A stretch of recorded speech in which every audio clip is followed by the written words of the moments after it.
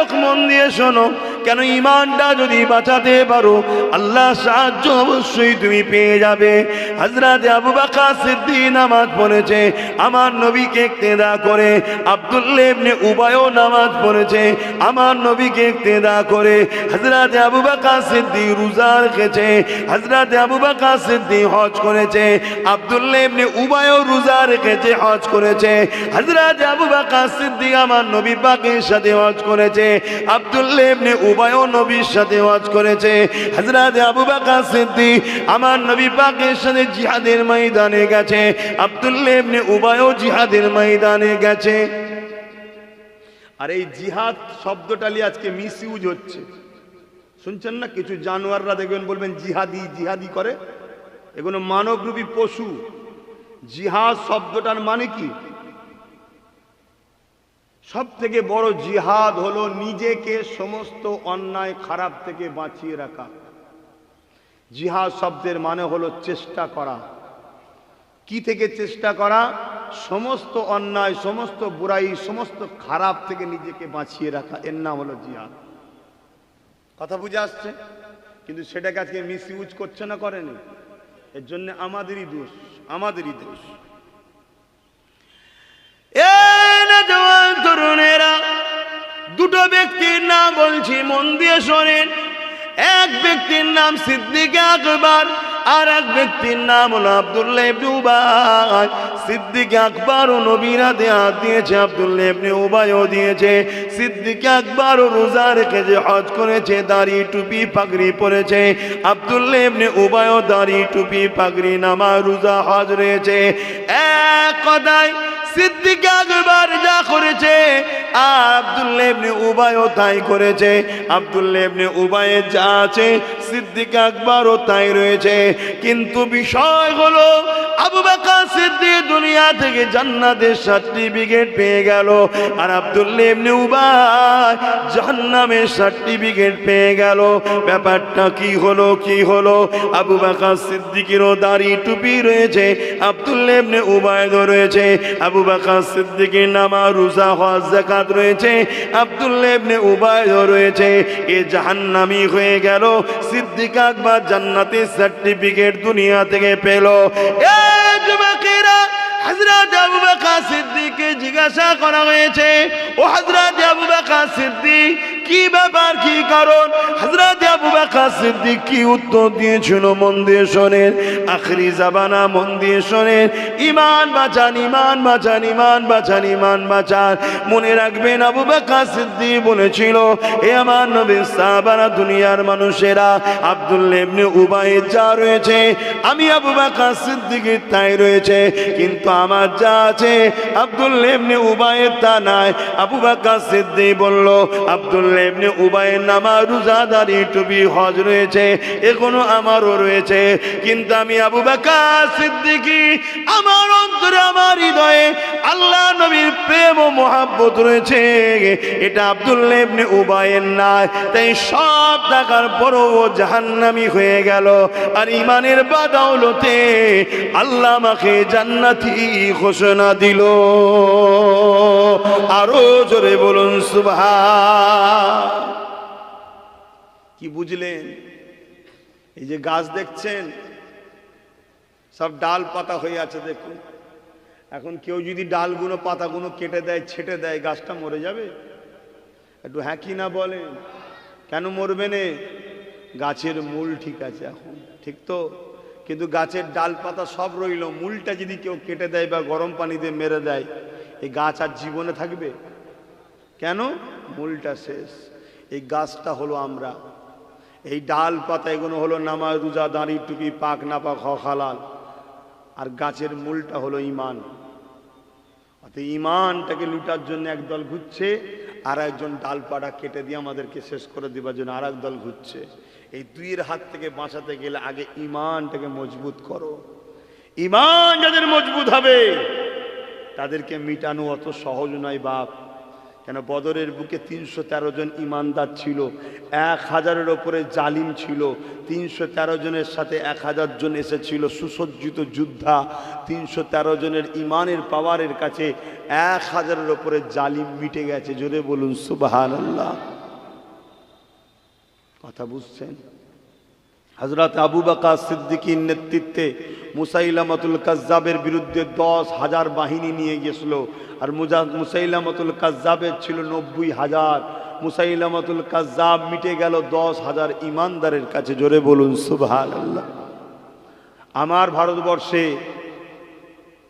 ভারতবর্ষে আকবরের ছিল বিরাট ফোর্স, বিরাট বাহিনী, কিন্তু মুজাদ্দেদে আলপে সানির ইমানের কাছে আকবর মিটে গেল। জোরে বলুন সুবহানাল্লাহ। ইমান ঠিক করুন, নবীর প্রেম রাখুন। নবীর প্রেম থাকলে ও জামা ময়লা হবে দেখবে না, কাদা হোক যাই হোক হুজুরের প্রেমে বসে যাবে, যে আমার হুজুরের কথা হচ্ছে বসে যাব। এটাই তো প্রেম নাকি? আজকে আমাদের ছেলেদের সেই ইমান দুর্বল হয়েছে, তাই এত বুঝাতে লাগে, এত বলতে লাগে। নাই যে যাকে ভালোবাসে তার কথা শুনতেও ভালো লাগে, বলতেও ভালো লাগে। কোনো জায়গায় একবার কানে পড়লে হয় সেখানে যে হাজির হয়ে যাবে। কিন্তু আমাদের ইমান হালাল হারাম খাদ্য দ্বারা হোক, গান নাচ সিনেমা যাত্রা ফাংশন দ্বারা হোক, আমাদের ইমানকে লুটা হয়েছে। কত রকম চক্রান্ত ইমান লুটা হচ্ছে। আবার একটা স্লোগান বেরিয়েছে আমাদের সমাজে, ধর্ম যার যার উৎসব সবার। এ বলে না? এটা হচ্ছে ইমান লুটার একটা পরিকল্পনা।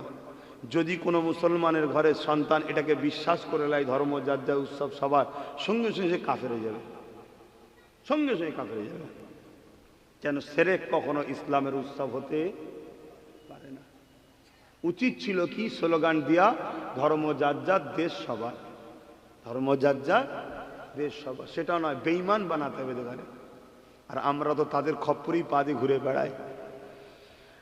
এখনো সময় আছে, আসুন তওবা করি, আল্লাহ নবীর আদর্শে জীবন করি। যদি আমার আল্লাহ পাকের ওপরে ভরসা থাকে, পরিবর্তন হয়ে যান। মনে রাখবেন মৃত্যু তো অবশ্যই একদিন না একদিন হবে। ঈমান হারে মরার স্বপ্ন দেখুন।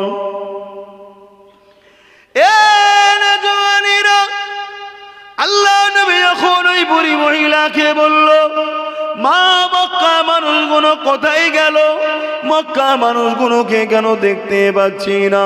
ওই মহিলা তখন বলতে লাগলো, বাবা ছেলে তুমি কি জানো না, ওই মুহাম্মদ 1 লক্ষ লোক নিয়ে আসছে, যে মুহাম্মদকে আমরা এত কষ্ট দিয়েছি। যখন সে নামাজে বসে যেত তার পিছে পড়া দুম্বার ভুঁড়ি চাপিয়ে দিতাম। ওই মুহাম্মদকে এত কষ্ট দিয়েছি, রাস্তায় চলতো কাঁটা বিছিয়ে দিতাম। ওই মুহাম্মদ রসুলকে এত কষ্ট দিয়েছে, রাস্তা দিয়ে হাঁটলে ওপর থেকে নোংরা তার গায়ে ফেলে দিতাম, নানান দিকে তাকে জ্বালিয়েছি। আজ মুহাম্মদ 1 লক্ষর ওপরে লোক নিয়ে আসছে। আল্লাহ নবী বলতে লেগেছে, মা তাহলে মক্কার মানুষেরা কোথায় গেছে, কোথায় গেছে? ওই মহিলা বলতে লেগেছে, বাবা ছেলে তুমিও চলে চলো বাবা, কেননা মুহাম্মদ 1 লক্ষর উপরে লোক নিয়ে আসছে। শুনেছি নাকি তারা বড় জুলুম করে, অত্যাচার করে। শুনেছে কথা, শুনছেন তো? শুনেছে। আজকেও যারা এসব হই হই করছে জিজ্ঞেস করুন, আপনি নিজের চোখে পড়েছেন হুজুরের জীবনী? আমার রাসূলুল্লাহ জীবনী পড়েছেন না? শুনেছি শুনেছি শুনেছি। তরুণেরা, আল্লাহ নবী ওই বুড়ি মহিলাকে বললেন, মা তারা কোথায় গেছে? মা ওই যে পাহাড় দেখছো বাবা, একটা দূরের পাহাড় দেখালো, ওই পাহাড়ের পাদদেশে তারা লুকিয়ে রয়েছে। বাবারে আমি মহিলাও যেতে চাইছি, কিন্তু এই পুটলিটাকে ছেড়ে যেতে পারছি না, কেন এতে অনেক দামি দামি আমার সম্পদ রয়েছে। আল্লাহ নবী বললেন, মা রে আপনার কি কোনো আত্মীয় স্বজন নাই বা সন্তানও নাই? ওই মহিলা বললেন, বাবা আমার 4 ছেলে আছে, সবাই পালিয়ে গেছে, কেউ মাকে দেখেনি। হায় রে দুনিয়ার মানুষ, আমার রাসূলুল্লাহকে চিনতে পারলে না। আমার নবী পাক এমন শিক্ষা দিয়েছে, আমরা সন্তানেরা নিজেদের জান দিয়া পছন্দ করি, মায়ের কষ্ট কখনো বরদাস্ত করি না। আল্লাহ নবী নিজের পরিচয়কে গোপন করলেন কেন? মহিলা ভুল শুনে রেখেছে আমার নবী সম্বন্ধে, এখন যদি বলে দেয় আমি মোহাম্মদ, মহিলা মানুষ ভয় খেয়ে যেতে পারে, একা পড়ে গেছে। আবার রসুল নিজের পরিচয়কে গোপন করলেন। মহিলা জিজ্ঞেস করছে বাবা তোর পরিচয় দে। আল্লাহ নবী বলছেন মা আপনি আমাকে আপনার সন্তান মনে করতে পারেন। আহা বলুন সুবহানাল্লাহ। অথচ তার গলায় 3টে মূর্তির রয়েছে, লাত উজ্জা হবল। তারা তখন এই সব উপাসনা করত। তার গলায় 3টে পাথরের মূর্তি রয়েছে। তাকে রসুল বলছে তুমি মনে করেন আমি আপনার সন্তান হই। আকীদা দেখুন, আমার রাসূলের আদর্শ দেখুন। হ্যাঁ, লোক তো অনেক কিছু বলবে। আল্লাহ নবী বললেন মা আমাকে একটা মুসাফির মনে করতে পারেন, আপনি যদি ইজাজত দেন আপনার পুটলি কি আমি নিয়ে যেতে পারি, পৌঁছে দেবো। মহিলা বলল বাবা ভারী পুটলি তোর কষ্ট হবে না? মা যদি ইজাজত দেন, সন্তান মনে করেন, আমি আপনার পুটলি বইব। আল্লাহ নবী ইজাজত দিলেন। মহিলার পুটলি রাসূলুল্লাহ দোনো জাহানের সুলতান, যাকে না সৃষ্টি করলে কিছুই হতো না, সেই নূর নবী একটা অমুসলিম মূর্তি পূজারী ঘরের মহিলার ভুড়ি পুটলি মাথায় তুলছে। তুমি নবীর উম্মত দাবি করছো, তোমার এলাকায় অমুসলিম বিপদে পড়লে সাথ দেওয়া দরকার আছে না? না, এই জোরে বলো, তবেই তো তুমি প্রকৃত মুসলমান। হ্যাঁ, আজকে কি ডিভাইড তৈরি হচ্ছে আমাদের মধ্যে, কে কি করছে দেখার দরকার নেই। তুমি যদি হুজুরের হও মানুষকে ভালোবাসবে। হ্যাঁ, তার ধর্মীয় বিষয় নয়, তার ধর্মের বিষয়ে পক্ষে বিপক্ষে কোনো কথা তোমার মুখে যেন না পাওয়া যায়। সে যে করছে ভুল করছে ঠিক করছে, সৃষ্টিকর্তার কাছে জবাব দেবে। তুমি আল্লাহকে মানো, আল্লাহকে মানো, এক আল্লাহ। বাবা আমরা কোনো পাথরের কোনো মূর্তিকে উপাসনা করি না, কিন্তু কেউ যদি করে তাকে আমরা ছোট বড় গালিগালাজও করি না। আমরা আমার আল্লাহ এক, লা শরীক, তিনার কোনো শরীক নেই, লাম ইয়ালিদ ওয়া লাম ইউলাদ, তিনার কোনো সন্তানও নেই, স্ত্রী ছেলে পুলে কেউ নেই, তিনার আমরা উপাসনা করি। তিনি কে? আল্লাহ। তোমার এই ব্যবহারে যদি কারো ভালো লাগে সে আসবে, সেটা আলাদা কথা, কিন্তু কারোর উপরে জুলুম করতে পারবে নাকি? কথা বলো। আজকে মিডিয়া কি ভুলভাল বকছে, ইসলাম কাকে বলে? আমি যদি কারোর উপরে জুলুম করে আল্লাহ একবার বল না জবাই করে ফেলবো, ইসলাম বলছে আমি তাহলে ইসলামের কেউ নয়। ইসলাম বলছে এই জুলুম করার জন্য আমি ইসলামের কেউ নয়। উপরন্তু আমরা দেখছি ছোট্ট ছোট্ট বাচ্চারাও আজকে এই জালিমদের অত্যাচার থেকে নিরাপদ নয়। 60, 70, 80 বছরের মুরব্বী বাপেদেরকে দাড়ি ধরে কাটছে, গালে চড় মারছে, আর বলছে স্লোগান দিয়ে, বিভিন্ন স্লোগান দিয়ে যাচ্ছে। জোর করে ভারতবর্ষে হচ্ছে না, হয়নি। আমরা দেখছি দিনের মতো সত্য ফটো তুলছে, ছাড়ছে, তাদেরকে ধরা হচ্ছে না। কেন ধরবে না? কেন ধরছে না? কেন ধরছে না? এই কারণে সরকার তাদের, কিছু করার নেই। আর আমরা ভুল করেছি, আমরা অন্যায় করেছি, খুব ভালো তারে বোঝেন। কিন্তু কোনো মুসলমান যদি কোনো অমুসলিমের উপরে জুলুম করে যে তোমাকে এই স্লোগানটা দিতে হবে না, আমি মারবো, আমার আল্লাহ দিন বলছে ওই মুসলমানটার মুসলমান নেই, ও ইসলাম থেকে বেরিয়ে গেছে, ইসলাম ওকে অ্যাকসেপ্ট করে না। শুনছেন তো? কিন্তু আজকে এই তথাকথিত যারা ইসলামের বিরোধী করছে, এদেরই হাতের তৈরি করা কিছু মুনাফেক বক্তা, এরা তৈরি করে আগে থেকে রেডি করে রেখেছিল, তারাই আজ উল্টো পাল্টা বকছে। আর সেই বক্তব্যগুলো এরা টিভিতে চালাচ্ছে, চালিয়ে পুরো সমাজের একটা অংশকে গরম করছে আমাদের বিরুদ্ধে। করছে না? করেনি? হাতে বোঝেন আমার যুবকের আমি কি ওয়াজ করছি, আপনি বুঝতে পারছেন কি আমি জানি না। এই ছোট্ট ছোট্ট বাচ্চাগুলোর কি দশা হবে আগামী দিন। এমন হিংসার বার্তা চলছে, এরা স্কুলে যাবে, ছোট ছোট বাচ্চা স্কুলে, ছোট ছোট বাচ্চাকে পিটবে, এরকম বীজ তৈরি করে দেওয়া হচ্ছে। ছোট ছোট বাচ্চাকে মারবে। তারা কিছুই বোঝে না এখন ধর্ম সম্বন্ধে, কিন্তু হিংসার বীজ এমনভাবে রোপণ হচ্ছে। এতে আমার ভয় হচ্ছে আমার দেশটা না ধ্বংস হয়ে যায়। আমার বড় ভয় লাগছে। কেন দেশের উপরে এত মায়া? কেন? আমি প্রথমেই বলেছি আমার ধর্ম ইসলাম, আমার নবীর সুন্নাত হলো দেশকে ভালোবাসা। পাশাপাশি দেশের স্বাধীনতায় 91,000 কম বেশি মানুষ জীবন দিয়েছে, তার মধ্যে আলহামদুলিল্লাহ 61,000 মানুষ মুসলমান জীবন দিয়েছে। কথা বুঝে আসছে? আমাদের অবদান অনেক বেশি। আমি ছোটোখাটো কাউকে করছি না, সত্যটা বলছি, কম বেশিতে যাচ্ছি না, কিন্তু সত্যটা বলছি। কিন্তু আজ দুর্ভাগ্যের বিষয়, আমরা লোভে পড়ে গেলাম। কেউ এক কাপ চায়ে বিক্রি, কেউ এক প্লেট বিরিয়ানিতে বিক্রি, কেউ 500 টাকায় বিক্রি, কে আলু পেঁয়াজে বিক্রি, কে একটা ছোট হাবলদারের পদে বিক্রি, কে রাস্তায় দাঁড়িয়ে লরিওয়ালার থেকে টাকা তুলবে, তুলে নিয়ে বাবুকে দেবে, এ পাবে 2 টাকা কমিশন, এতে বিক্রি। নানান দিকে আমরা বিক্রি হয়ে গেলাম, বিক্রি হয়ে গেলাম। আজকে বিক্রি হয়ে যাওয়ার জন্য স্কুলের ঘন্টা টাইপের হয়ে গেলাম। হালকা মারলেও আওয়াজ হয়, কিন্তু দেখবেন জোরে জোরে মারে, দড়াম দড়াম। দেখেছেন না? যে যেদিক দিয়ে খুশি আমাদের মেরে নিচ্ছে। কি গো, আমার অজে কি আপনাদের অসুবিধা হচ্ছে নাকি?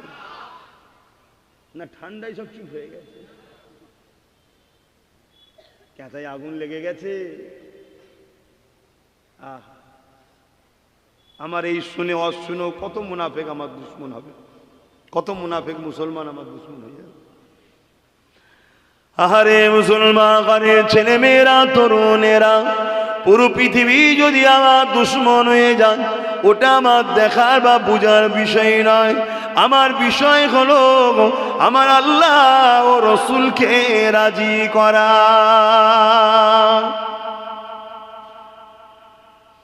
এ যুবকেরা, সূর্য যখন আকাশে ওঠে, শুধু মুসলমানদের আলো দিবার জন্য আল্লাহ তোলে না, মানুষ জাতির জন্যই তোলে। যখন পানি পান করার জন্য যে পানি হয়েছে, ওই পানি আল্লাহ বানিয়েছেন শুধু মুসলমানদের জন্যে নয়, মানুষের জন্যে। ঠিক আকাশের পানি যখন বর্ষণ হয়, শুধু মুসলমানের জন্যে নয়, মানুষের জন্যে দেয়। আমার আল্লাহ যখন সবাইকে আলো দেয়, সবাইকে খাওয়ায়, আমি কে ওর আলো কেড়ে লিবার, ওর খানাকে কেড়ে লিবার, আমার কেড়ে লিবার কোনো অধিকার আল্লাহ দেয়নি। তবে আমার আল্লাহ বলেছে, তোকে আমি আলেম বানালাম, তুই আমার বাণী আমভাবে প্রচার করে যা। যার নসিব ভালো হবে সে নেবে, যার নসিব ভালো হবে না নেবে না। তোর দায়িত্ব প্রচার করে যাওয়া, তুই প্রচার করে দে। তাই আমি প্রচার করতে এসেছি। পৃথিবীর বুকে হাজারো ধর্ম আছে, কারো পক্ষে বিপক্ষে কথা বলতে আমি আসিনি। আমি আল্লাহর মনোনীত ধর্ম ইসলামের কথা বলতে এসেছি। আর ইসলামের সর্বকালের সর্বশ্রেষ্ঠ নবী হলো মুহাম্মদ রাসূলুল্লাহ। সেই নবীকে আল্লাহ মানুষ জাতির জন্য মডেল বানিয়েছে। সেই নবী পাক সাল্লাল্লাহু আলাইহি ওয়াসাল্লাম বুড়ি মহিলার পুটলিটা মাথায় তুলে নিল। ওই মহিলা পাহাড়ে উঠতে লেগেছে, নবী আমার পিছনে যেতে লেগেছে। কিছুটা উঠার পরে বয়স্ক মা আমার আর হাঁটতে পারেনি, বসে পড়েছে একটা উঁচু পাথরেতে। আল্লাহ নবী ওই মহিলা বলে, বাবা রে, ভারী পুটলিটা তুই নামিয়ে দে বাবা, আর তোর নাম পরিচয়টা তো দিলিনি বাবা। তো বাবা ছেলে যখন বলেছি, বাবা ছেলে পুটলিটা তুই নামিয়ে দে, ওই ভারী পুটলি নিয়ে তো দাঁড়িয়ে থাকতে হবে না। রহমতের নবী রাহমাতাল লিল আলামিন বলেছিলেন, মা আমার কোনো অসুবিধা হয় না, আমি আপনাকে আপনার প্রতিবেশীর কাছে পৌঁছে দেব, আপনি বসুন, একটু রেস্ট নিন, আবার হাঁটা শুরু করবেন। এই কথা হবার পরে ওই মহিলা মুখ দিয়ে বিড়বিড় করে আর বলে, মুহাম্মদ ধ্বংস হয়ে যাক, মুহাম্মদ নির্বংশ হয়ে যাক, মুহাম্মাদের হাত পা ধ্বংস হয়ে যাক, মুহাম্মাদের মুখ পুড়ে যাক। আমার নবী পাককে নানান ভাষায় ওই মহিলা গালি দিতে লেগেছে। রহমতের নবী, দয়ার নবী মহিলার পিছনে চোখ ভরা পানি নিয়ে কাঁদে আর দাঁড়িয়ে থাকে। আল্লাহ, আমি মুহাম্মদ এদেরকে কষ্ট দিইনি, কিন্তু এরা আমাকে ভুল বুঝেছে, আল্লাহ এদেরকে আপনি মাফ করে দেন।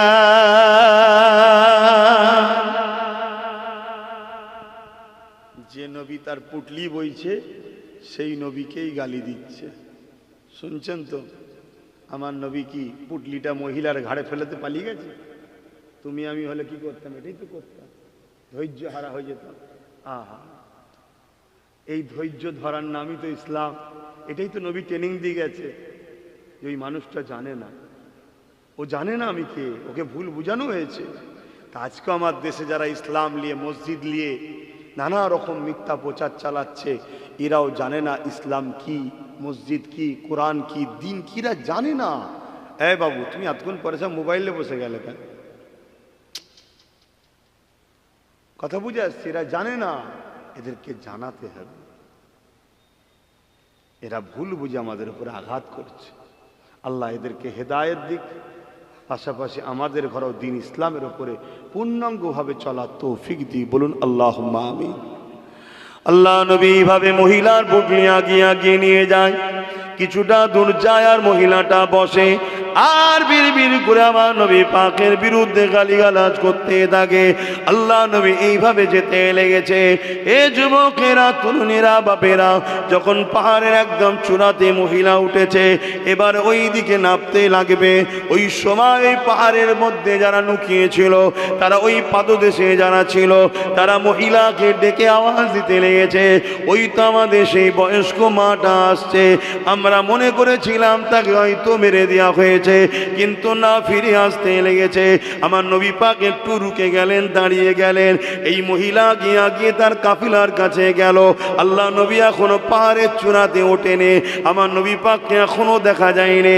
ওই মহিলা যখন আগিয়ে গেছে, তার চারটে বাচ্চা আগিয়ে এসেছে। ওই মহিলা বলতে লেগেছে, তোরা আমাকে মা বলে ডাকবি না, কেননা একটা সন্তান আমি পেয়েছি। এত সুন্দর আখলাক, কি আদর্শ তার, কি সুন্দর দেখতে বাচ্চাটাকে। এতটা রাস্তা আমার ভারী পুটলি নিয়ে এসেছে, একবারও বিরক্ত বোধ করে না। কোথায় সে আমার নবী পাকের নানান তারিফ ওই মহিলাটা করে। ওই দেখো আসতেছে, যখন পাহাড়ের দিকে মুখটা তুলে দেখায়, এবারে আমার রাসূলুল্লাহ পাহাড়ে উঠছে। এ যুবকেরা, তরুণেরা, বাপেরা, আমার নবীর চেহারা মুবারকখানা যখন দেখতে পেল, ওদের মধ্যে যারা সর্দার ছিল, দলের লিডার ছিল, নেতা ছিল, তারা বলতে লেগেছে, মারে কাকে তুমি সাথে করে নিয়ে আসতে লেগেছ? এটাই তো সেই মুহাম্মদ, যার জন্য তো আমরা পালিয়ে এলাম। ওই মহিলা বলল, বাবা, এটাই যদি মুহাম্মদ হতে পারে, তাহলে আমি মহিলা জানিয়ে দিলাম, আশহাদু আল্লা ইলাহা ইল্লাল্লাহ ওয়া আশহাদু আন্না মুহাম্মাদান আবদুহু ওয়া রাসূলুহু। তোরা আমাকে ধোঁকা দিয়েছিস, এই মুহাম্মাদের উপরে আমি মহিলা ঈমানের কলেমা পড়ে নিলাম। আরো জোরে বলুন সুবহান। কেন আমি পুরো রাস্তা এলাম, সে একা এসেছে মক্কায়, সে আমাদেরকে মারতে আসে না। আর এটাই যদি মোহাম্মদ হয়, এত গালিগালাজ করলাম, এত কিছু বললাম, একবারও কোনো প্রোটেস্ট করলো না, একবার উফ আও করলো না যে মা না জানে কেন গাল দিচ্ছে, এটাও বললো না। অতএব এটাই যদি মোহাম্মদ হয়, বেশাক ইনার মতো মানুষ আমাদের মধ্যে কেউ নাই। অতএব ইনি আমার লিডার, আজ থেকে নাকে কলেমা পড়ে নিলাম। জোরে বলুন সুবহানাল্লাহ। শুধু এই মহিলা পড়েছে তা নয়, তাদের মধ্যে সর্দাররা ছাড়া বাকি যত সাধারণ মানুষ ছিল, তারা সব কলেমা সেদিন পড়েছিল। জোরে বলুন সুবহানাল্লাহ। কিন্তু সেই একটাই জিনিস তো, লুটে পুটে খাওয়া। সর্দার সব সময় চাইবে মানুষকে বোকা বানিয়ে লুটা কি করে যায়, আর ইসলাম লুটার বিরুদ্ধে।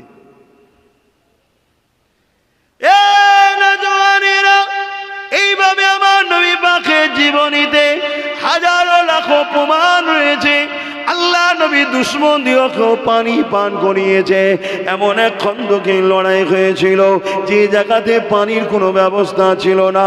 জালিমরা আমার নবী পাকের উপরে, সাহাবাদের উপরে হামলা করতে এসেছিল। আমার নবী পাকের দিকে পানি ছিল, সাহাবা হুজুররা সেই পানি পান করত, উযু করত। আর জালিমদের দিকে পানি ছিল না।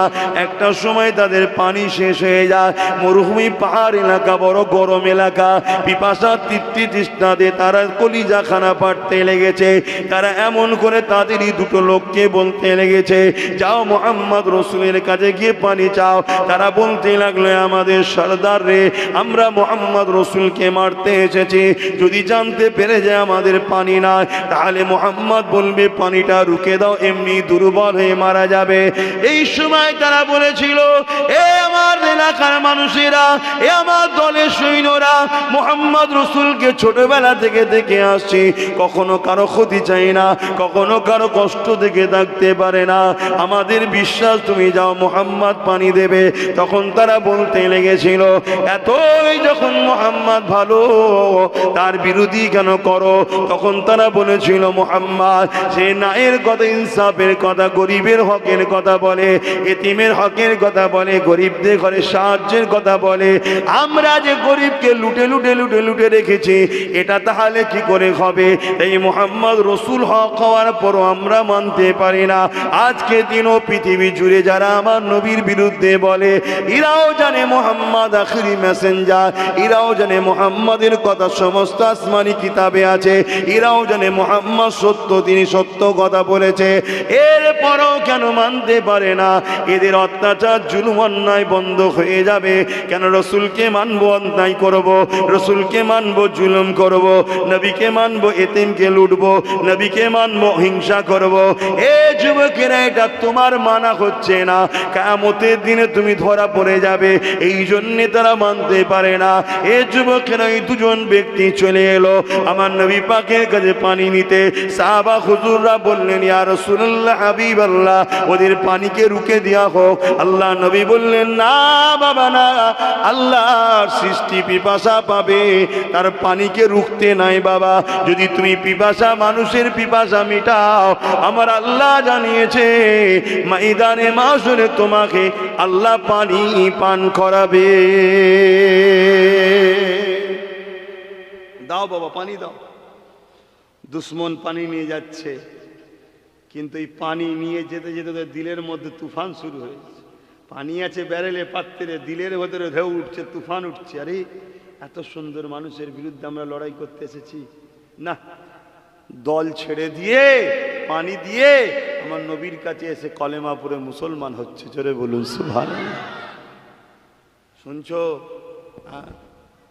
আমার ভারতবর্ষে সর্বপ্রথম যে ইমানের কলেমা ভারতবাসীর পক্ষ থেকে গিয়ে পড়েছিল কেরলের বাদশাহ চিরামান, কেরলের বাদশাহ ভারতবর্ষের পক্ষ থেকে সর্বপ্রথম গিয়ে আমার নবীর ইসলাম, নবীর হাতে হাত দিয়ে ইমানের কলেমা পড়েছিল। জোরে বলুন সুবহানাল্লাহ। আর ভারতবর্ষে ইসলাম কবে থেকে আছে জানো? পুরো কায়নাতে যখন মানুষ আসেনি, সর্বপ্রথম ভারতে ইসলাম এসেছে বাপ আদমের দ্বারা। জোরে বলুন সুবহানাল্লাহ। বাপ আদম প্রথম ব্যক্তি যিনি ভারতবর্ষে ছিলেন, আর বাপ আদম ছিলেন ইসলামের মান্যওয়ালা। জোরে বলুন সুবহানাল্লাহ। আর আমার নবীর দেশ জাজিরাতুল আরব এসেছিলেন মা হাওয়া। এই পৃথিবীতে সর্বপ্রথম একসাথে দু জায়গায় ইসলাম এসেছিল, একটা আমাদের দেশ হিন্দুস্তান, আর একটা হলো আমার নবীর দেশ জাজিরাতুল আরব। এক জায়গায় মা এসেছে, এক জায়গায় আব্বা এসেছে। অনেকে বলে ইসলাম 1500 বছরের, মূর্খ, জানা নাই ইসলাম তো পৃথিবীর সর্বপ্রথম ভারতে এসেছে। জোরে বলুন সুবহানাল্লাহ, আরো জোরে বলুন সুবহানাল্লাহ। কিন্তু আমার নবীর মেসেজ, কোরআনের মেসেজ, কোরআনের দাওয়াতটা, ইসলামটা এসেছে, কোরআনের দাওয়াতটা এসেছে, মুহাম্মদ রসুলের উম্মত এসেছে বাদশাহ চিরামান থেকে। কথা বুঝে আসছে? কেন জানেন? আমার নবী যে চাঁদ দুটুকরো করেছিলেন জানেন তো নাকি? ওইটা বাদশাহ চিরামান এখানে বসে বসে দেখছিলেন, দেখে অবাক হয়ে গেছে, রে চাঁদ দুটুকরো হচ্ছে কি ব্যাপার। পরে হযরতে মালিক রাদিয়াল্লাহু তাআলা আন যখন আসেন, ওনাকে জিজ্ঞেস করে, উনি সব বিবরণটা খুলে বলে। খুলে বলার পর বাদশাহ চিরামান এখান থেকে পাড়ি দেয় মক্কায়, গিয়ে ইমানের কালেমা পড়ে। জোরে বলুন সুবহানাল্লাহ, আরো জোরে বলুন সুবহানাল্লাহ। আজকে সমাজ বলছে জুলুম হয়েছে, অত্যাচার হয়েছে, ইটা ভেঙে ইটা হয়েছে, উটা ভেঙে ইটা হয়েছে। কি ভেঙে কি হয়েছে একটা ইতিহাস দেখাও না, ইতিহাস দেখাও। 500 বছর আগে ভেঙে হয়েছে, ইতিহাসটা লিখেছে কে? 60-70 বছর বয়স তার। এক কথা শুনছেন না শোনেন? সে কি গেঁজা খেত না হুঁকো কিন্তু তখন ঠিক নেই, ইতিহাস লিখেছে। শুনছেন? শুধুমাত্র দেশটাকে শেষ করার একটা ষড়যন্ত্র চলছে।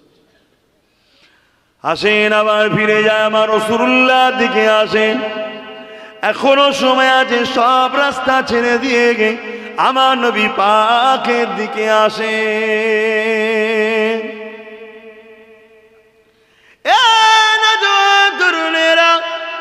আল্লাহ আমার নবী পাক মডেল করেছেন। লাকাদ কানা লাকুম ফি রাসূলিল্লাহি উসওয়াতুন হাসানাহ, আমার নবী পাককে আল্লাহ মডেল করেছে, তাই নবী পাককে ফলো করেন, পিয়ার করেন, আমার নবী পাককে ধরেন। একদিন এক লড়াইয়ের ময়দানে জালিমদের বিরুদ্ধে ইনসাফের লড়াই, অন্যায়ের বিরুদ্ধে ন্যায়ের লড়াই, অত্যাচারী বিরুদ্ধে মজলুমদের লড়াই, এই লড়াইতে আল্লাহ বা জালিমদের বিরুদ্ধে সর্বসময় তো মজলুমদের ঘরে জিতায়। আমার নবী পাকের সাহাবাদেরকে জিতালো। ঠিক এমনই সময় ওই লড়াইয়ের ময়দান থেকে জালিমদের একটা বেটি মহিলাকে সাহাবা হুজুররা বন্দী করলেন। যে মহিলা ওই জালিমদের ঘরে বিভিন্ন দিক দিয়ে নাচ গান করে উৎসাহিত করছিল মুসলমান দিগকে মারার জন্যে।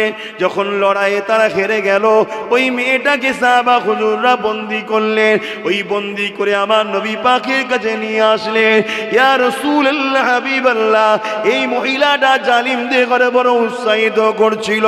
এই মহিলাটা জালিমদের ঘরের কন্যা। আল্লাহ নবী নূর নবীকে জিজ্ঞাসা করা হলো, ইয়া রাসূলুল্লাহ, হাবিবাল্লাহ, এই মহিলার সঙ্গে কি ব্যবহার করা হবে, এর জন্য কি ফয়সালা, কি বিচার আছে? আল্লাহ নবী বলেছিলেন, এ বাবা সাহাবারা, আমি নবী আমার চাদরটা দিচ্ছি, এই চাদরটা দিয়ে ওই মহিলার গায়ে মাথাতে ঢেকে দাও। সাহাবা হুজুররা বলতে লাগলেন, ইয়া রাসূলুল্লাহ, হাবিবাল্লাহ, ও তো জালিমদের পক্ষে রয়েছে, ও তো অন্যায় অত্যাচারীদের বেটি। আল্লাহ নবী বলেছিলেন, যারই বেটি হোক, বাবা শোনো গো, মেয়ে মেয়ে হয়, মহিলা মহিলা হয়। ইসলাম মায়ের জাতদের ওপরে সম্মানের নজরে, ভক্তির নজরে, পিয়ারের নজরে তাকাতে বলেছে। কখনো তাদের দিকে জুলুমে তাকানো যাবে না।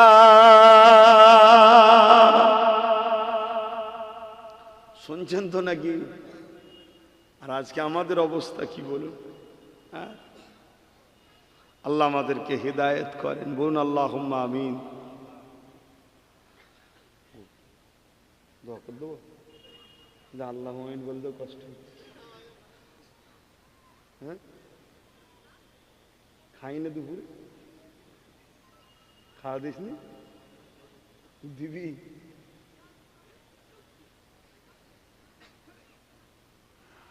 কি ব্যাপার, মন খারাপ না? চারিদিকে সব ঘটছে বলে ভয় খেয়ে গেছে? যে আল্লাহ ছাড়া অন্য কাউকে ভয় করে, তার ঈমান জানতে হবে দুর্বল। শুনছেন তো নাকি? আর যে আল্লাহকে ভয় করে, ওয়ালিমান খাফা মাকাম রাব্বিহি জান্নাতান, আল্লাহকে শুধু যে ভয় করে, আল্লাহ তাকে দুটো জান্নাত দেয়। জোরে বলুন সুবহানাল্লাহ, আরো জোরে বলুন সুবহানাল্লাহ। আল্লাহকে ভয় করে। ইসলাম কখনো কারোর উপরে জুলুম করেনি, কিন্তু ইতিহাস বলছে বার বার বার বার এই পৃথিবী জুড়ে দুই শ্রেণীর মানুষ ইসলামের উপরে অনেক জুলুম করেছে। এক শ্রেণীর মানুষ হলো অত্যাচারী শাসক। এক শ্রেণীর মধ্যে কারা?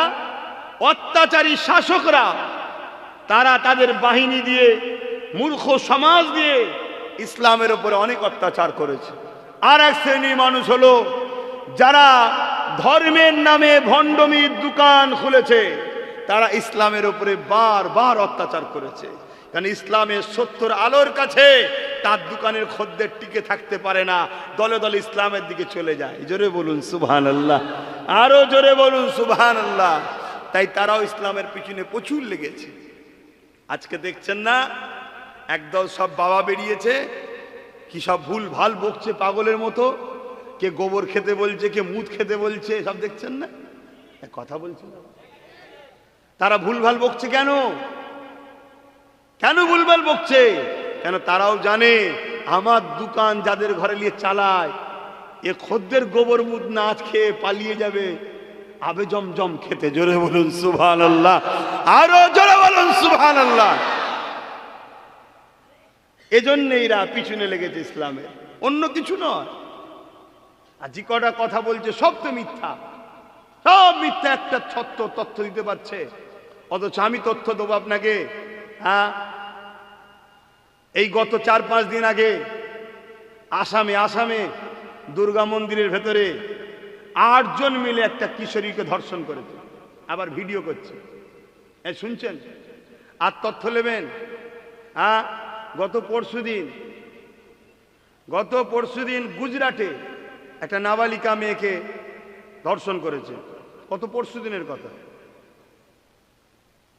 আর তথ্য নেবেন, বিলুয়ানিতে কালী মূর্তি ভেঙে ধরা পড়ল বিজেপির কর্মী। দেখুন, তথ্য নেবেন। আর শুনছেন না শোনেন? দেখুন, আমি ভুল বলছি কি? আমি তো ছাপিনি এটা। দেখুন, এদের শুধু একটাই চিন্তাধারা, গরিবকে শোষণ করো, গরিবকে লোটো। আর গরিবের পক্ষে সবসময় যারা গলা ফাটায়, চিল্লায়, গরিবের পক্ষে দাঁড়ায়, সে মুসলিম হোক আর অমুসলিম হোক, গরিবের পক্ষে দাঁড়াতেই হবে, তার নাম হল ইসলাম। শুনছেন না শোনেন? তাই ইসলামকে টার্গেট করে, কিন্তু ইসলামকে হাজারো টার্গেট করে এরা কিচ্ছু করতে পারবে না। সমস্যা হচ্ছে আমাদের কি হবে।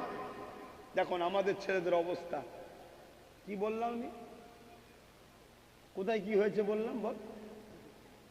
বলবি তো? তাহলে হাঁ করা মুসলমান সারা জীবন হাঁ করে আছে, এখনো হাঁ করে রয়ে গেল। বুঝবে কবে? এরা কবে বুঝবে? বাপেরা, নওজোয়ান তরুণেরা, আমার নবী পাকের জীবনে এত কষ্ট, এত অত্যাচার হয়েছে। নবী আমার, তোমার আমার জন্য এই পৃথিবীর মানুষগুলোকে নাই সত্য ইসলাম দিবার জন্যে আল্লাহ নবী যে অনেক কষ্ট সহ্য করতে হয়েছে। আজ তুমি আমি সেই নবী দিনের জন্য কি করলাম?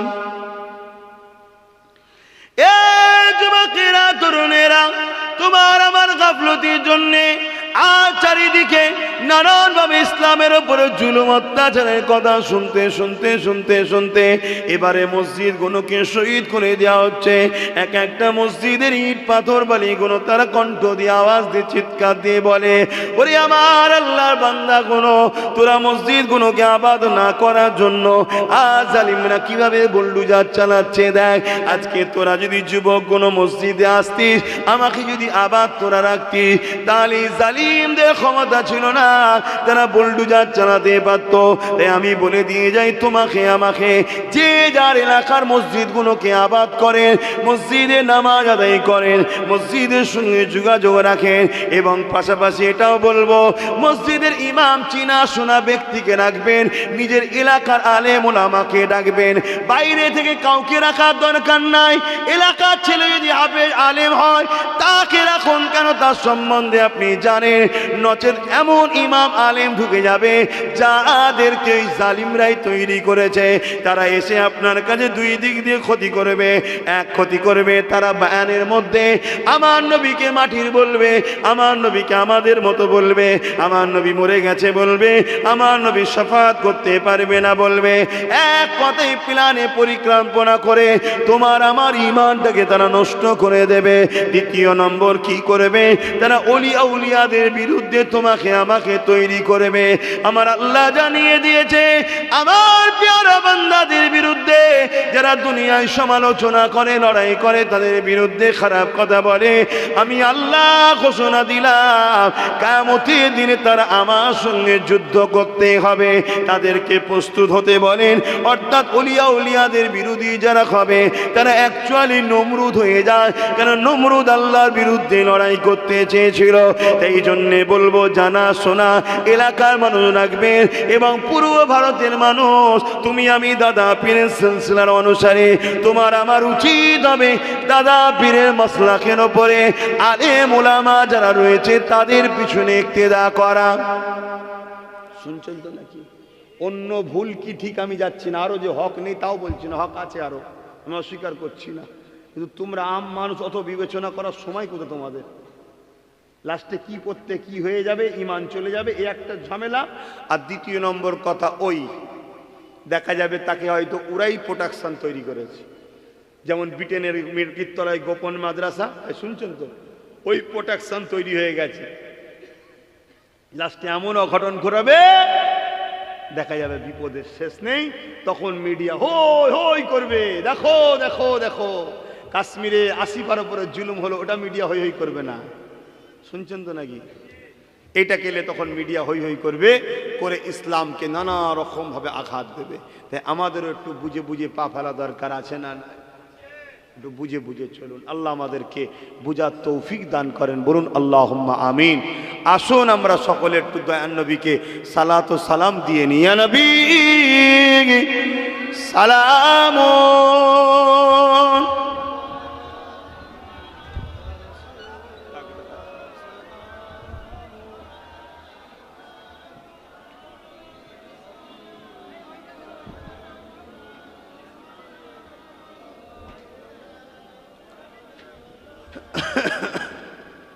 আল্লাহ তালাল বদরু আলাইনা মিন শানিয়াতিল ওয়ালাই ওয়াজাবা শুকরু علينا مدغا لله أعداء يا نبي سلام يا رسول يا حبيب سلام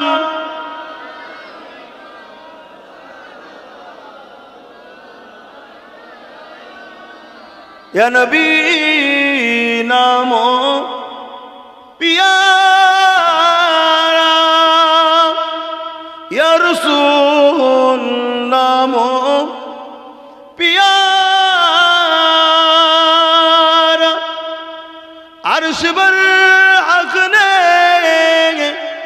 पुकारा सच पैगंबर हक हमारा या नबी सलाम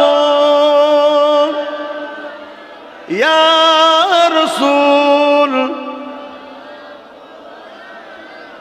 या हबीब सलाम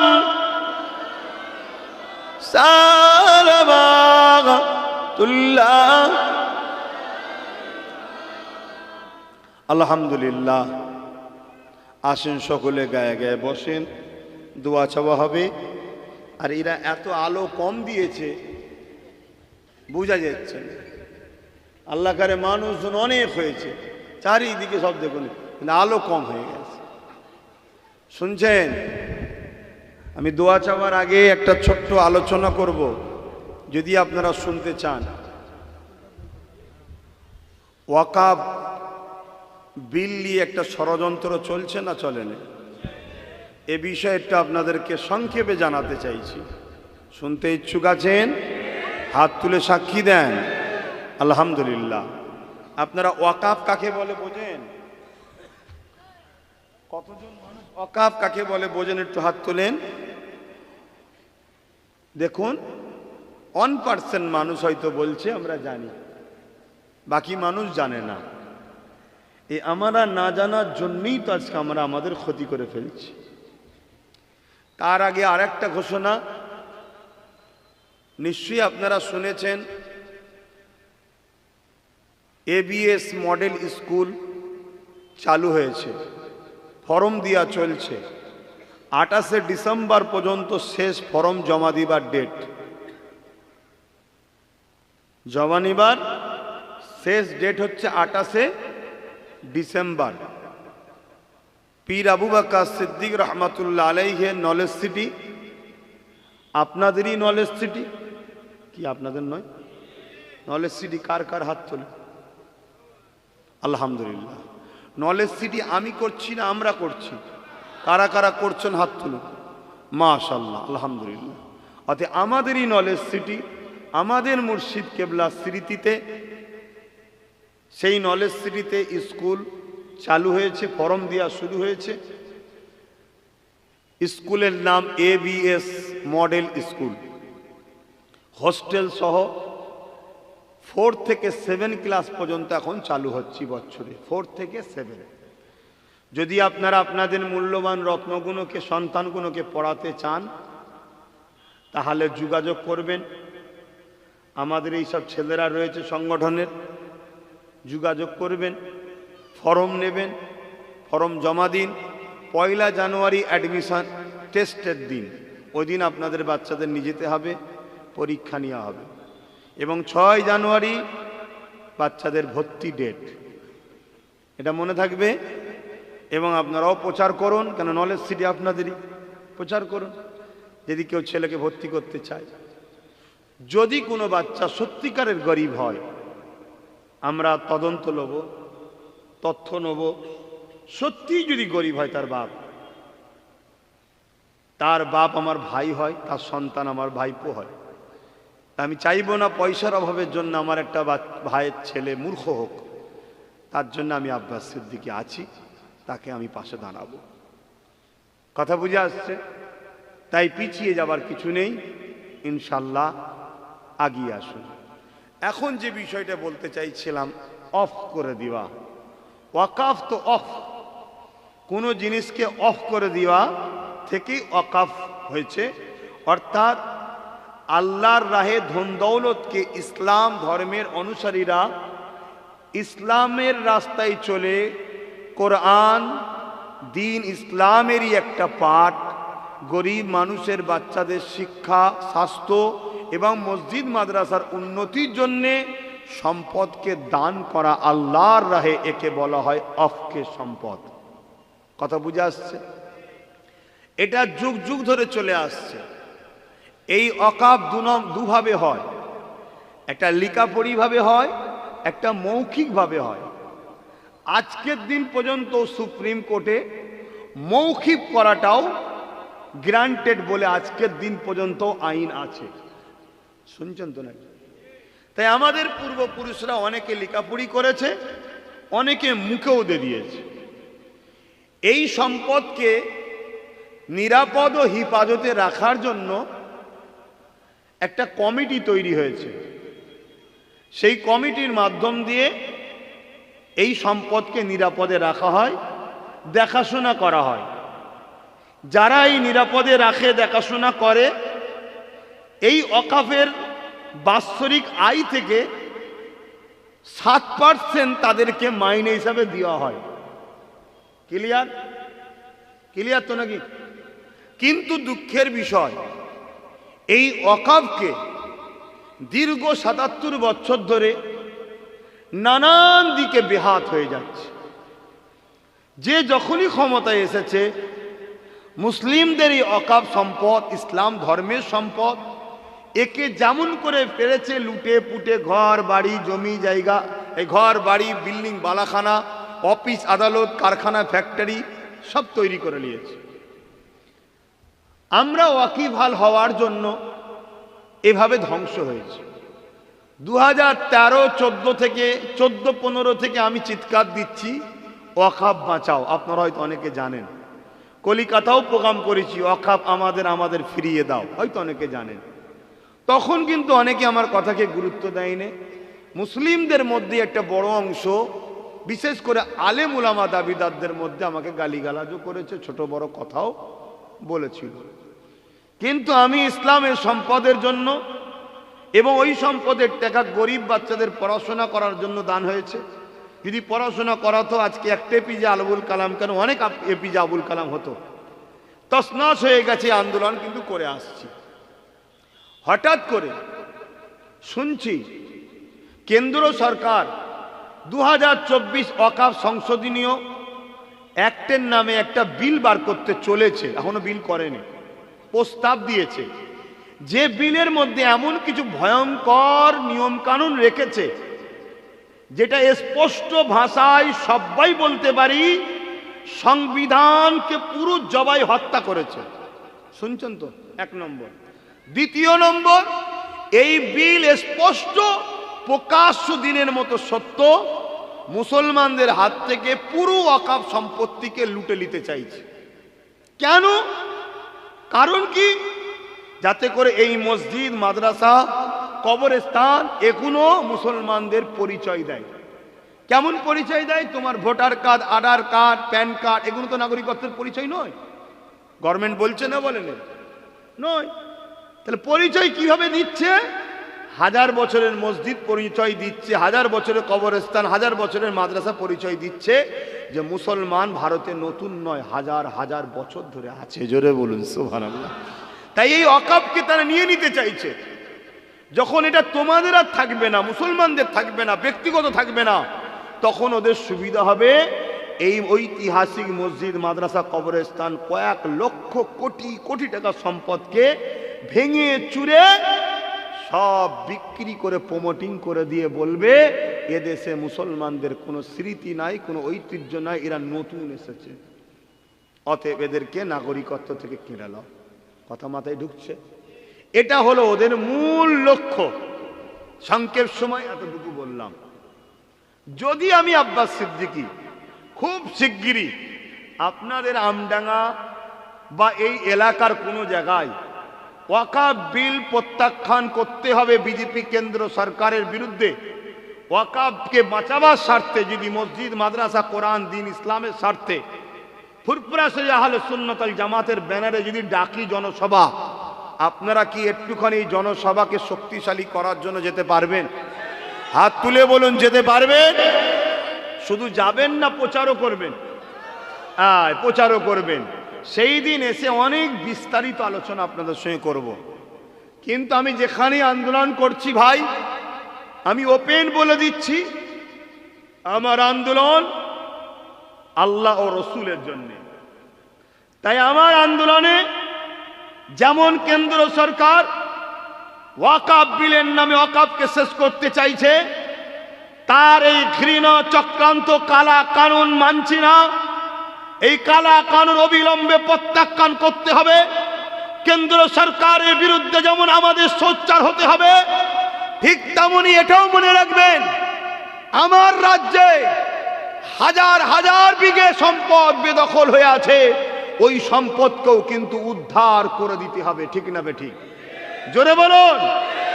আপনারই উত্তর 24 পরগনায় পীর আব্বাস আলী গোরাচাঁদ রহমাতুল্লাহ আলাইহি হারওয়া, জিনার 900 বিঘে জায়গা ছিল। কত বিঘে? আজকের দিনে ওই জায়গাটা আছে মাত্র 92 শতক, 3 বিঘেও নয়। বাকি জায়গা গেল কোথায়? বাকি জায়গা গেল কোথায়? জায়গা তো আর চলে যায়নি, জায়গা আছে, কিন্তু সেই জায়গাতেই রাজ্য সরকারের আমলা চামলারা দখল করে বাড়ি গাড়ি ভোগ বিলাসের আরাম আয়েশ করছে। ওই জায়গাকে উদ্ধার করে মুসলিম গরিব ছেলেদের পড়াশোনার জন্য ওই অক্কের জায়গাকে উদ্ধার করে দিতে হবে। এই আন্দোলনেরও দরকার আছে না নাই? আওয়াজ দিয়ে বলুন, আছে না নাই? কিন্তু আজ বড় দুঃখের সাথে বলি, বিশাল বিশাল আন্দোলন হচ্ছে কেন্দ্র সরকারের বিরুদ্ধে। ওই আন্দোলনকে আমি সমর্থন করি, সাথ দিই, পছন্দ করি, কিন্তু দুঃখের সাথে বলছি, ওই আন্দোলনকারীর সঙ্গে 50টা বা 50% ওপরে লোক যারা স্টেজে বসে আছে, তারা নিজেরাও হাজার হাজার বিঘে জমিকে দখল করে রেখেছে। এটা কি অন্যায় নয়? এই নাটকটা বন্ধ করতে হবে। এই আন্দোলন যেন এরকম হচ্ছে, কেন্দ্র সরকারের থেকে কেড়ে নাও, রাজ্য সরকার খাচ্ছে খাক। এটা কি আপনারা মেনে নেবেন? কেন্দ্র যেমন বিল তৈরি করে লুটতে চাইছে, সেও যেমন মসজিদের দুশ্মন, মাদ্রাসার দুশ্মন, মুসলিম গরিব অসহায় দুঃখী সন্তানদের দুশ্মন, ঠিক তেমনি রাজ্য সরকারের আমলা চামলা যারা জমি জায়গা দখল রেখেছে, তারা কি দুশ্মন নয়? আপনার কলকাতায় এক একটা কাটা জায়গার দাম 10 কোটি করে টাকা, এক কাটার দাম 10 কোটি জায়গা। কলকাতার বুকে 50,000 বিঘের জায়গা, কম বেশি, আরো বেশি তো কম নাই রয়েছে। কথা বুঝে আসছে? যেগুলো সব দখলে বসে আছে। এ কথা শুনছেন না শোনেন? এগুলো উদ্ধারের দরকার আছে না নাই? কিন্তু দুঃখ, তাই আন্দোলন দু ধরনের হচ্ছে বাপ। আমার আন্দোলন আগে থেকেই বলে যাচ্ছি, কেন যারা আসবে জেনে শুনে আসা দরকার, ঠিক তো নাকি? কেন 2 নম্বর লোকের দরকার নেই। আমার মসজিদ যদি ও ক্ষতি করে ও দুশ্মন, ইও যদি ক্ষতি করে ইও দুশ্মন। আরো একটা কথা আপনাদের বলে যায়, একটু বলবো? আচ্ছা বলুন তো, মাদ্রাসা কেউ যদি ভাঙতে চায়, মাদ্রাসাকে কেউ যদি মিটাতে চায়, সে আমার ইসলামের দুশ্মন না বন্ধু? একটু সবাই বলবেন। তা দুশ্মনকে সাপোর্ট করা ইসলামে হালাল না হারাম? আর এরপরেও কেউ যদি সাপোর্ট করে সে ইসলামের দুশ্মন হবে না হবে না? আর ইসলামের দুশ্মন যে হয় তার ঈমান থাকে? জানতে না আলাদা কথা, জানতাম না আলাদা কথা। এতদিন ভালো ছিল এর পিছনে ঘুরেছি, বুঝাবার জন্য তোকে বলছি ভাই, খারাপ লিসনি। এতদিন ভালো ছিল, ভালো ভালো কথা বলেছে, এর পিছনে ঘুরেছি। আজকে যখন এর আসল রূপ দেখতে পেয়েছি, আর এ যখন দেখছি ইসলাম ও মাদ্রাসার দুশ্মন, আর কি এর সাথ দেওয়া যেতে পারে? হ্যাঁ, যদি খুব ভালো লাগে একে বলবো তুমি যে ভুল করেছো ভুলকে প্রত্যাখ্যান করো, তাহলে ভাবা যেতে পারে, ঠিক না বেঠিক? কিন্তু এ যদি এর জায়গায় মজবুত থাকে, আমি কোরআনকে মিটাবো, তাহলে আল্লাহ তো একে মিটাবেই, আমরাও যদি এর সাথ দিই আল্লাহ আমাদেরকেও মিটিয়ে দেবে। তার একটা নমুনা বলি। আমার পশ্চিমবঙ্গে মাদ্রাসা শিক্ষা থেকে কোরআনকে বন্ধ করে দেওয়া হয়েছে, জানেন? একটু হ্যাঁ কি না বলুন। যারা জানেন বলছেন আলহামদুলিল্লাহ, আর যারা জানেন না একটু খোঁজ নেন। স্কুলে মার্কশিট বেরোয়, মাদ্রাসার মার্কশিট বেরোয়, মার্কশিটে ভূগোল, অঙ্ক, বাংলা সব যা যা নম্বর পাই পাশে পাশে লেখা হয়, ঠিক তেমনই মাদ্রাসার মার্কশিটে কোরআন বলে একটা অপশান ছিল, কোরআনের যত নম্বর লেখা হতো ওটা এবারে মার্কশিটে থেকে তুলে দিয়েছে। অর্থাৎ মাদ্রাসা থেকে কোরআনের সিলেবাসটাকেই বন্ধ করে দেওয়া হয়েছে। শুনছেন তো? তাহলে যে সরকার আমাদের ভোট নিয়ে আমার কোরআনকে মাদ্রাসা থেকে পড়ানো বন্ধ করে মুছিয়ে দিবার প্ল্যান করে, সেই সরকারকে সাপোর্ট করা ইসলামের আইনে হালাল থাকবে না হারাম হবে? আওয়াজ দিয়ে বলুন। এরপরে কেউ যদি মনে করে যে না তোমার কথা মানি না, আমি তার সম্বন্ধে বলছি তুমি মুসলিম দাবিদার হতে পারো, কিন্তু তুমি মুনাফেক, তুমি মুনাফেক, তুমি মুনাফেক। এরপরেও যদি কেউ এই জালিমের সাথ দেয়, অবশ্যই কোনো সন্দেহ নেই সে কাফের হয়ে যাবে। শুনছেন তো নাকি? হ্যাঁ, আন্দোলন করুন, ভুল করেছে আন্দোলন করুন। কিরকম আন্দোলন হবে? কেন্দ্র সরকার কালা আইন মানছি না, মানবো না, যেমন এরম বলবো কালা কানুন প্রত্যাখ্যান করতে হবে, করতে হবে, ঠিক তেমনই বলতে হবে রাজ্য সরকার অবিলম্বে মাদ্রাসা থেকে কোরআনকে সরাবার ঘৃণা চক্রান্ত বন্ধ করতে হবে, এটাও বলা দরকার আছে না? কিন্তু এর বেলায় মোল্লা মলি সাহেব বলবে না, বললেই ভাড়া বন্ধ হয়ে যাবে। শুনছেন না শোনেন না? তা আমি ওই মোল্লা মলি সাহেবদের বলবো, পেটে আগুন ধরে যাবে, মসজিদের মধ্যে ঢুকিয়ে তোকে পুড়িয়ে মারা হবে আগামী দিন, খোদার মাঠ যখন আসবে। এখনো সময় আছে, আল্লাহকে ভয় করো, এখনো সময় আছে, আল্লাহকে ভয় করো, তুমি আন্দোলন করো। আমার কোরআনকে নিয়ে চক্রান্ত করছে, বন্ধ করতে হবে। যদি বন্ধ করে দেয় তাহলে আমার বলার কিছু থাকবে না, সে ভুল করেছিল শুধরে নিয়েছে, ঠিক না বেটি? আর কেন্দ্র সরকারও যদি ভুল করেছে শুধরে লাই, বলার কিছু থাকবে। তুই রাজনীতি করছিস করবে, যে আমার দেখার দরকার নেই, ঠিক না বেঠিক? কিন্তু তুমি ক্ষমতার জোরে আমার কোরআনের পিছনে লাগবে। আমরা আলেম উলামা নবীর গোলামরা মরে গেছি নাকি? বলো গোলামরা মরে গেছো? মরে গেছো? তাতে যদি বিরাট বড় যুদ্ধ করতে হয়, আমরা যুদ্ধ তো রাজি আছি। ওপেন বলে যাচ্ছি, ওপেন ওপেন বলে যাচ্ছি। কেউ যদি আমার কোরআনের মোকাবেলায় আসে নামতে চায়, সে যদি আমাদের সঙ্গে যুদ্ধ করতে চায়, তার সঙ্গে আমরা যুদ্ধ করতে রাজি আছি। তোদের হাতে বোম থাকবে, আমাদের হাত খালি থাকবে। তোদের দিকে 47 থাকবে, আমাদের সিনা থাকবে।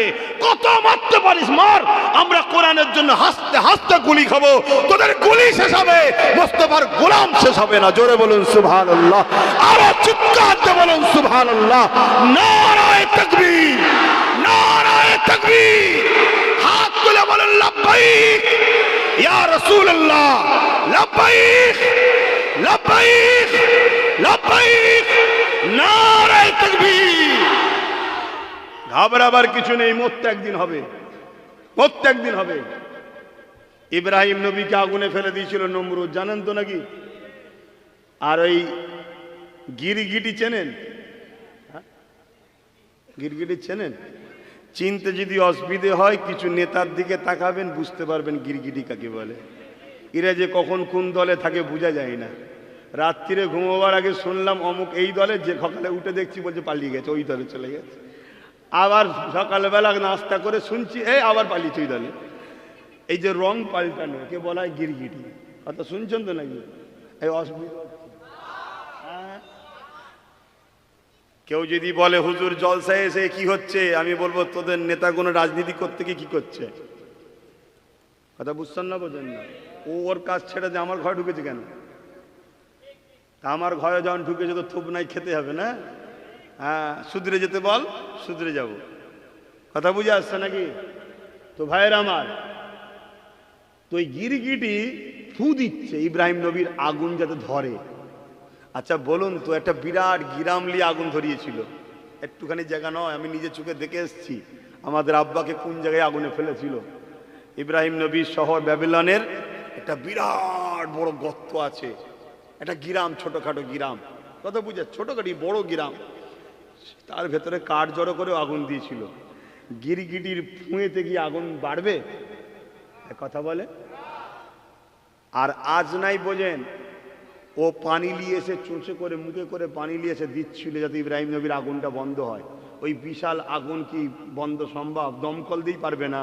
হ্যাঁ, কিন্তু আমার আল্লাহ বলল, এ ফারিস্তা, এ আজ নাই, ও দেখ আমার ইব্রাহিমের বন্ধু, প্রমাণ দিচ্ছে ইব্রাহিমকে ভালোবাসে। ওর পানিতে কিচ্ছু যায় আসে না, কিন্তু ভালোবাসে, প্রমাণ দিচ্ছে। আমি আল্লাহ এই আজনাইকে মারা হারাম করে দিলাম। আর ওই দেখ গিরগিটি, দেখ ও ফোঁ দিচ্ছে, ওর ফোঁয়েতে আগুন ধরবে না জানি, কিন্তু ইব্রাহিমের বিদ্বেষী করছে, ওকে মারা জায়েজ করে দিলাম। শুনছেন?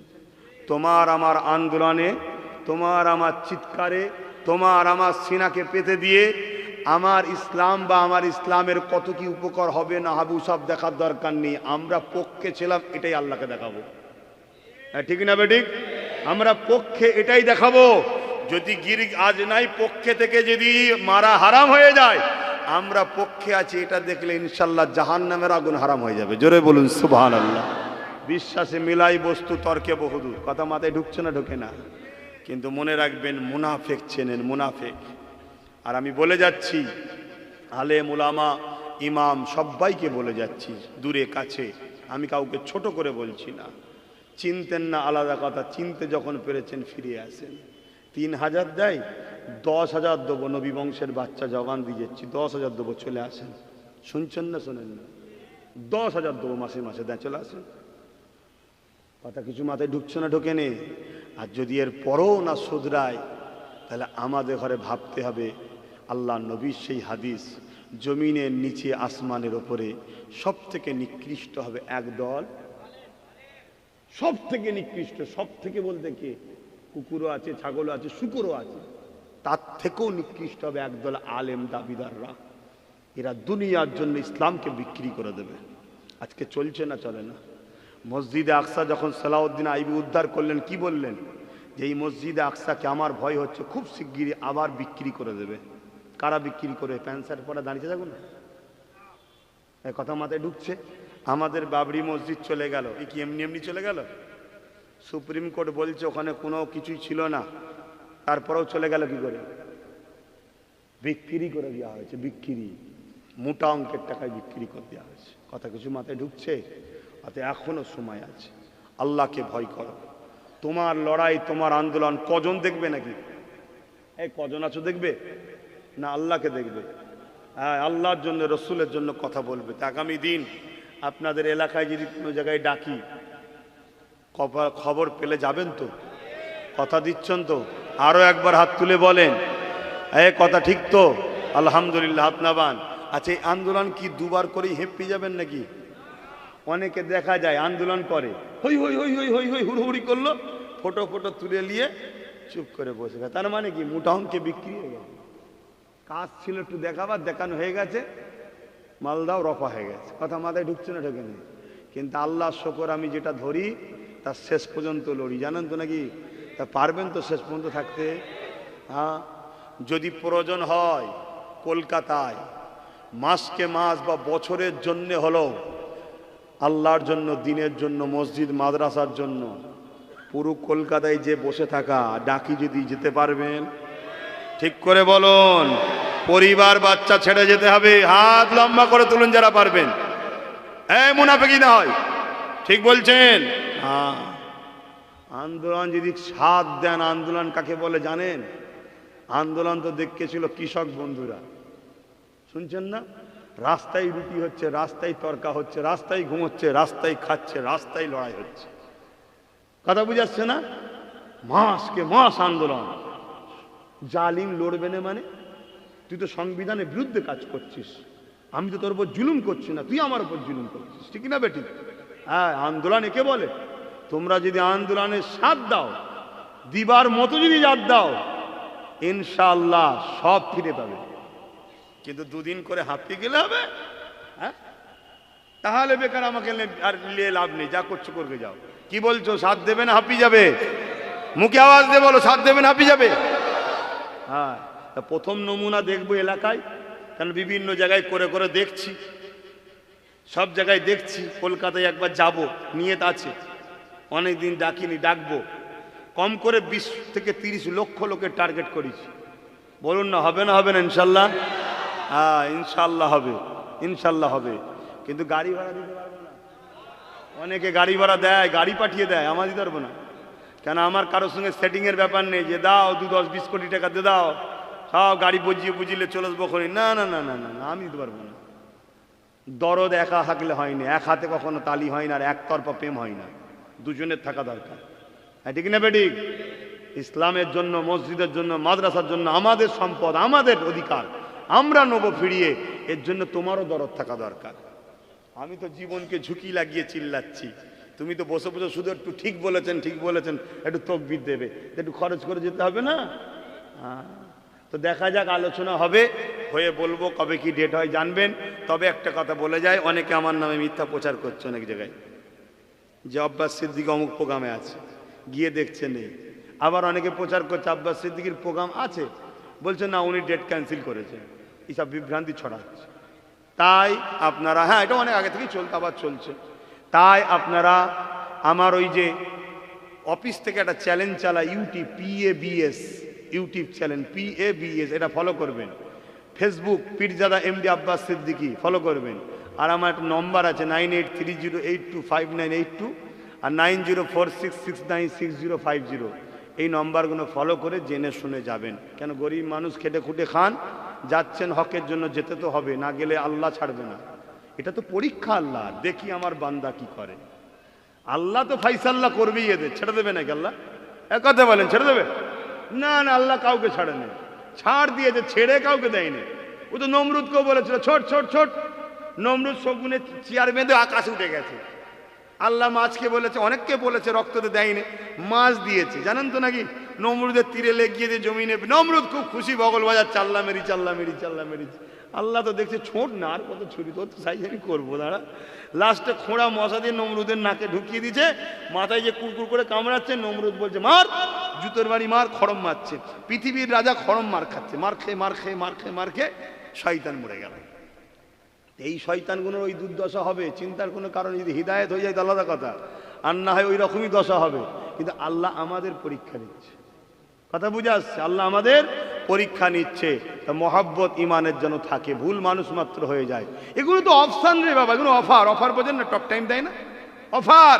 বান্দা অনেক গুনাহ করেছিস রে বান্দা, ফাইসাল্লাহ আমি করব, তুই আমার পক্ষে আছিস, রাস্তায় না আন্দোলন কর, অন্যায় করে নয়, ন্যায়ের পক্ষে দাঁড়িয়ে একটু চিৎকার কর।